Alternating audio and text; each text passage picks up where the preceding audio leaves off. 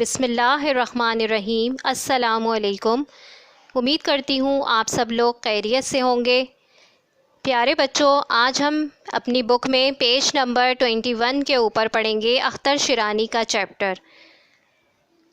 اس میں ریڈنگ کروں گی، سب لوگ بک میں دیکھیں گے۔ پہلے اختر شیرانی کا شمار نئے زمانے کے شعراء میں ہوتا ہے۔ وہ 1905 میں ریاست ٹونک راجپوتانہ میں پیدا ہوئے۔ ان کے والد حافظ محمود خان شیرانی فارسی اور اردو کے مشہور استاد اور ادیب تھے۔ اختر اپنے والد کی بے حد عزت کرتے تھے۔ اختر کی ابتدائی تعلیم ٹونک میں ہوئی۔ اس کے بعد انہوں نے اورینٹل کالج سے منشی فاضل کا امتحان پاس کیا۔ ان کی پرورش علم و ادب کے ماحول میں ہوئی تھی، اس لیے نوعمری سے ہی آپ نے شعر کہنے شروع کیے۔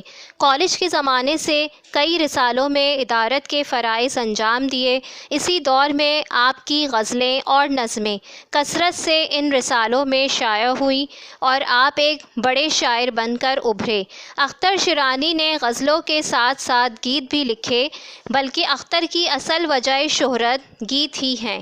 اس پیراگراف میں کیا بتایا جا رہا ہے کہ اختر شیرانی کا شمار نئے زمانے کے شعراء میں ہوتا ہے۔ شعراء کہتے ہیں شاعر کی جمع ہے۔ شعراء، ان کا اصل نام محمد داؤد خان شیرانی تھا۔ اختر ان کا تخلص تھا۔ نظموں میں ان کا نام بہت مشہور ہے۔ وہ ایک مقبول اور باکمال شاعر تھے۔ اختر شیرانی 1905 میں پیدا ہوئے۔ ان کے والد حافظ محمود خان شیرانی بہت مشہور استاد اور ادیب تھے۔ آپ ایک پڑھے لکھے گھرانے سے تعلق رکھتے تھے اور ان کی پرورش بھی علم و ادب کے ماحول میں ہی ہوئی تھی۔ آپ نے چھوٹی سی عمر میں ہی شعر کہنے شروع کر دیے تھے اور شاعری کو اپنا مشغلہ بنا لیا تھا اور شاعری کو مستقل طور پر اپنا لیا تھا۔ آپ کا دل اور دماغ شاعری کا خزانہ تھا، اس لیے آپ ایک بہت بڑے شاعر بن کر ابھرے۔ انہوں نے غزلوں کے ساتھ ساتھ گیت بھی لکھے اور گیتوں کی وجہ سے ہی انہیں شہرت حاصل ہوئی تھی۔ امید کرتی ہوں آپ کو یہ پیراگراف سمجھ آ گیا ہوگا۔ دوسرا پیراگراف ہے، انہوں نے بچوں کے لیے پیاری پیاری نظمیں بھی لکھیں جن میں واقعات اور کہانیاں چھپے ہوئے ہوتے ہیں اور جن کی زبان نہایت آسان اور بچوں کی سی معصومیت والی ہے۔ اختر نے تاریخ کے خشک واقعات کو نظموں میں بڑی خوبی سے ڈھالا۔ بعض اوقات وہ ایسے واقعات کا انتخاب کرتے کہ نظم مکمل ہونے کے بعد معلوم ہوتا ہے وہ نظم کی شکل میں ڈھلنے کے لیے ہی وجود میں آئے تھے۔ ان کی نظموں میں چندر اور بندر، تاروں بھری رات، اردو زبان، ہماری ناؤ وغیرہ مشہور ہوئیں۔ ان کا انتقال 1948 میں ہوا۔ اس پیراگراف میں کیا بتایا جا رہا ہے کہ انہوں نے بچوں کے لیے بہت اچھی اور پیاری پیاری نظمیں لکھیں جن میں زبان اتنی آسان اور سادہ ہوتی تھی کہ بچے آسانی سے ان کو پڑھ بھی لیتے ہیں اور ان کو سمجھ بھی لیتے ہیں۔ انہوں نے اپنی غزلوں اور گیتوں میں قدرتی مناظر کو بہت خوبصورتی سے پیش کیا ہے۔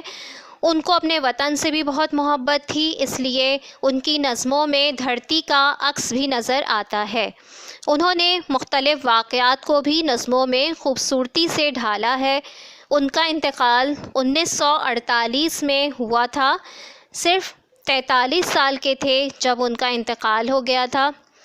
آپ کو یہ پیراگراف سمجھ آ گیا ہوگا۔ اس کے بعد نیچے ہیں الفاظ معنی، نئے الفاظ ان کے معنی لکھے ہوئے ہیں۔ شعراء، شاعر کی جمع، شعر لکھنے والا، ریاست، حکومت، ادیب، علم و ادب جاننے والا، زبان دان، منشی فاضل، ایک قسم کا ڈپلومہ، نوعمری، کم سن کم عمر، ادارت، ایڈیٹنگ، رسالہ، اخبار وغیرہ مرتب کرنا، فرائض، فرض کی جمع وہ کام جن کا کرنا ضروری ہو، شائع، چھپنا، وجہ شہرت، مشہور ہونے کا سبب، انتخاب، چناؤ، چھانٹنا، سلیکشن۔